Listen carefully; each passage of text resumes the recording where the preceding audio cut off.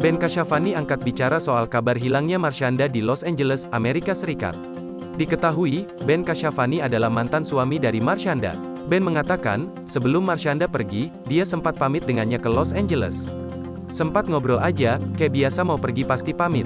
Sebulan ke depan gak ketemu dan rencananya udah lama mau pergi, kata Ben Kasyafani melalui Zoom meeting, Senin, tanggal 27 Juni tahun 2022, malam.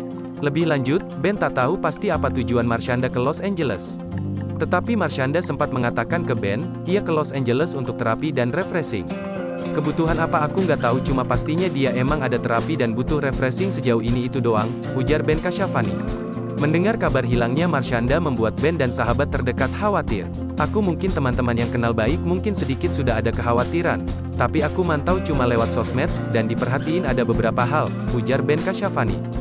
Sejauh ini, Ben belum mendapat kabar dari orang terdekat Marshanda di Los Angeles maupun Kedutaan Besar Republik Indonesia, KBRI, di sana.